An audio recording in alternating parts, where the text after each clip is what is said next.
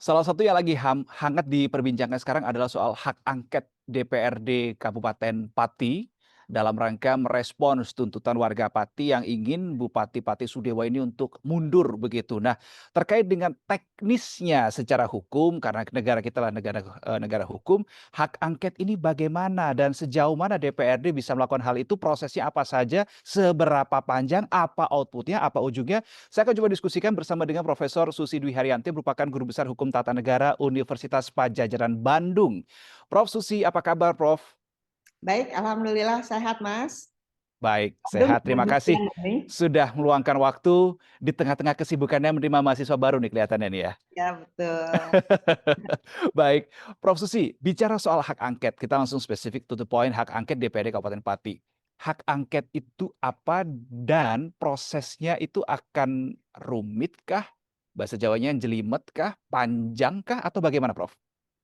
Ya, terima kasih. Hak angket itu adalah salah satu hak yang dimiliki oleh DPRD dan itu diatur di dalam pasal 159 Undang-Undang Nomor 23 Tahun 2014.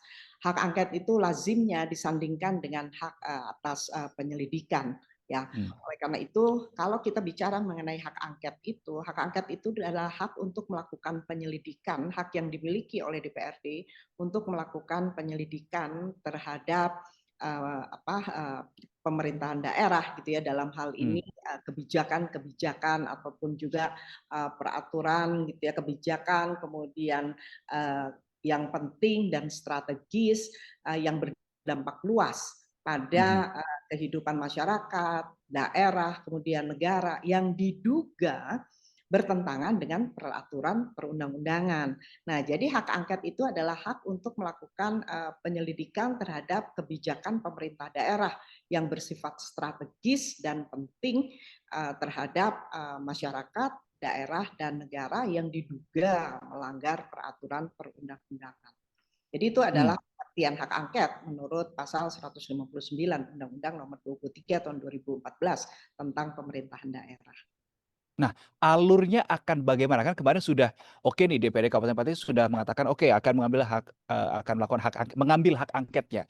Nah, first step, second step, third step, and so on itu gimana proses hak angket ini akan berjalan?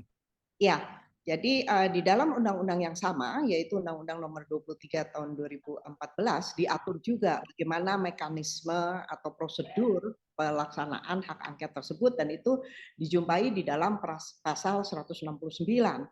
Nah, Hmm. hak angket itu harus dimulai dengan usulan melakukan hak angket dan itu harus diusulkan paling sedikit 5 orang yang berasal lebih dari satu fraksi tetapi Mhm. dengan keanggotaan DPRD itu berbeda-beda ya Mas. Betul. Nah, kalau Mhm. anggotanya antara 20 sampai dengan 35 orang, maka usul untuk melakukan hak angket itu minimal 5 orang dan itu lebih dari satu fraksi. Hmm. Diajukannya kepada pimpinan DPRD. Tetapi kalau jumlah anggota DPRD-nya di atas 35, maka yang mengusulkan itu sedikitnya 7 orang dan lebih dari satu fraksi. Nah, setelah itu usulan disampaikan kepada pimpinan DPRD, kemudian untuk menjadi hak angket, maka harus mendapatkan persetujuan di rapat paripurna DPRD yang dihadiri oleh 3/4 jumlah anggota DPRD dan disetujui oleh 2/3 dari jumlah anggota yang hadir.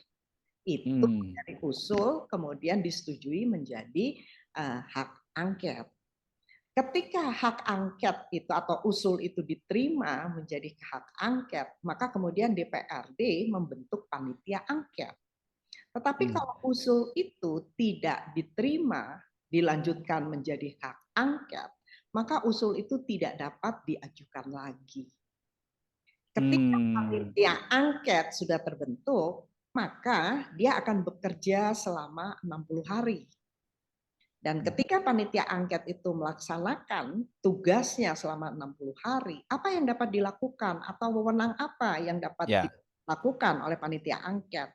maka panitia angket itu dapat memanggil pejabat-pejabat di pemerintah daerah, kemudian badan hukum, ataupun juga warga masyarakat Hmm. yang dianggap mengetahui atau patut mengetahui masalah yang diselidiki untuk memberikan keterangan atau menunjukkan surat atau dokumen yang berkaitan dengan hal yang sedang diselidiki.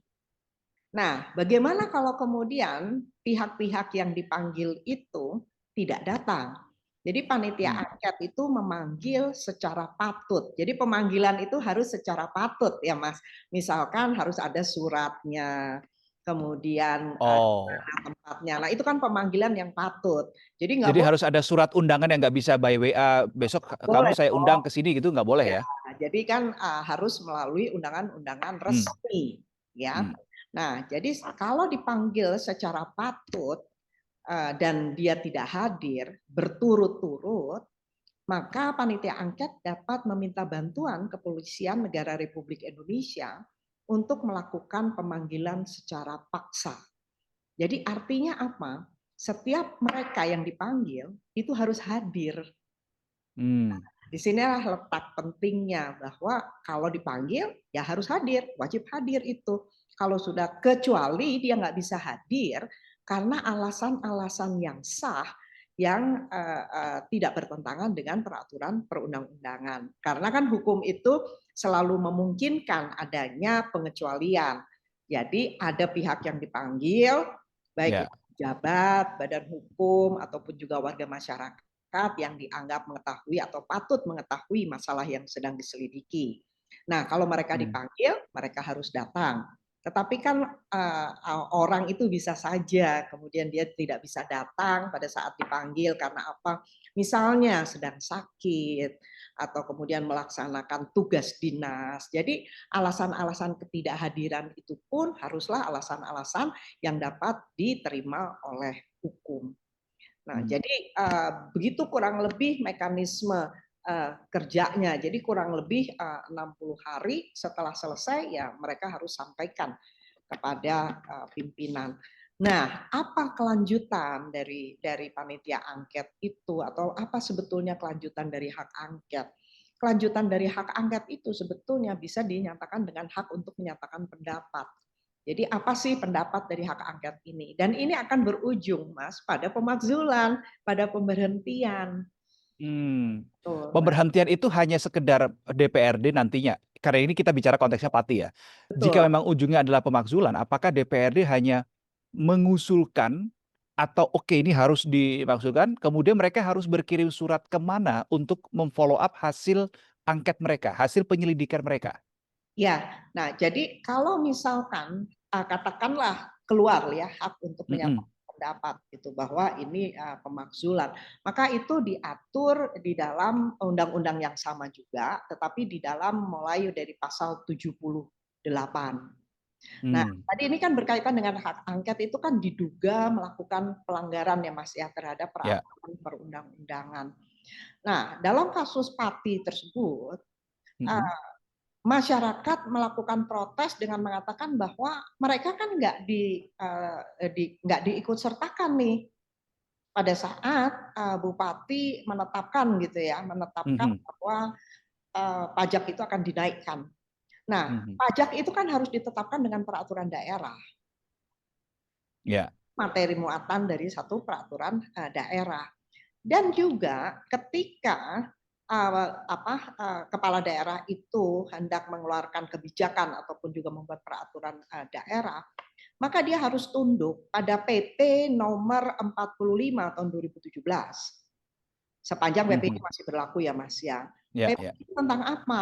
Yaitu tentang partisipasi masyarakat dalam penyelenggaraan pemerintahan daerah. Nah, di dalam pasal 2 itu dinyatakan bahwa masyarakat itu berhak berpartisipasi dalam penyusunan peraturan daerah dan kebijakan daerah yang mengatur dan membebani masyarakat. Oleh karena itu, Oke. peraturan daerah ataupun juga kebijakan daerah yang membebani masyarakat itu antara lain pajak daerah. Oleh karena Hmm. itu, ketika kemarin rakyat protes gitu ya, kemudian demo, itu adalah cara rakyat untuk menyatakan keberatannya kepada pemerintah daerah. Karena apa? Karena menurut PP 45 2017 ini, seharusnya pemerintah daerah itu mengikut sertakan masyarakat, karena masyarakat itu berhak untuk menyampaikan pendapatnya terhadap peraturan daerah, rancangan peraturan daerah ataupun kebijakan-kebijakan yang akan memberikan pembebanan, memberatkan. Nah, kalau itu muncul bahwa ada usulan untuk melakukan pemberhentian, maka menurut saya dugaan pelanggaran pasal 78 huruf D yang itu diatur di dalam pasal 80 yang didahului dengan pendapat DPRD yang diputuskan melalui rapat paripurna yang dihadiri oleh paling sedikit 3/4 dari jumlah anggota DPRD dan putusan diambil dengan persetujuan 2/3 dari mereka yang hadir. Nah, kalau kemudian itu usulan itu sudah usulan pemakzulan, maka itu harus disampaikan kepada Mahkamah Agung. Jadi Mahkamah Agung yang akan memeriksa, mengadili, dan memutus pendapat DPRD tersebut. Yaitu paling lambat 30 hari setelah permintaan DPRD diterima Mahkamah Agung dan putusannya bersifat final. Nah, inilah salah satu yang menarik gitu ya menurut saya. Jadi proses pemberhentian itu melibatkan juga Mahkamah Agung.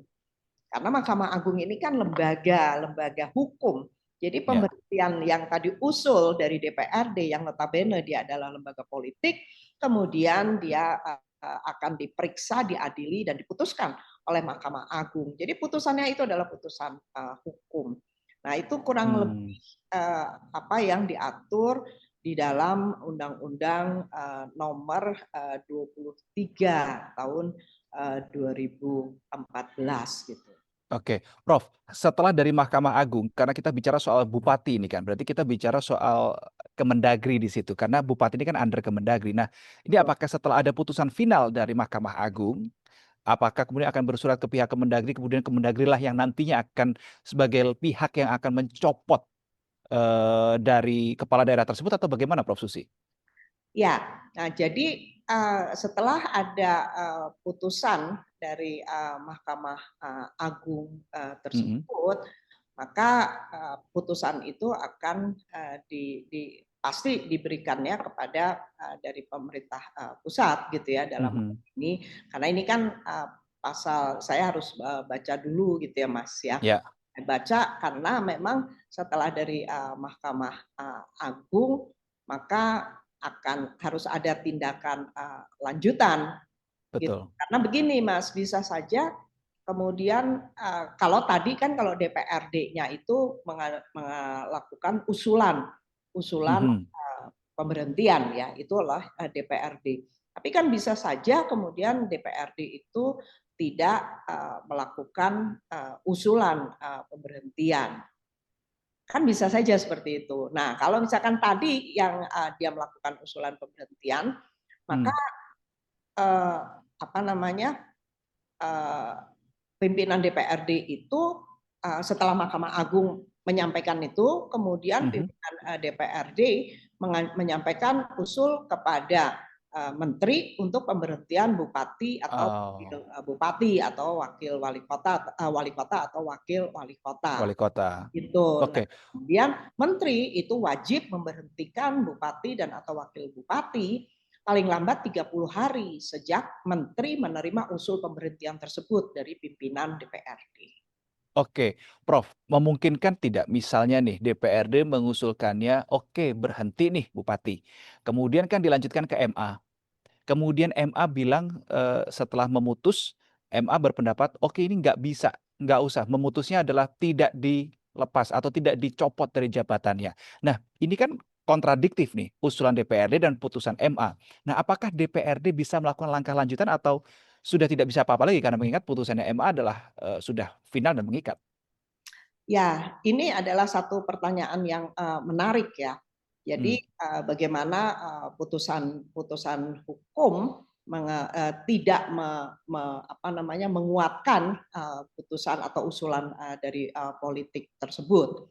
Nah, kalau kemudian menurut saya, kalau misalkan panitia angket itu sudah melaksanakan hal yang benar gitu ya, jadi fakta, karena ini kan hak angket ini kan fact finding sebetulnya. Nah, Betul.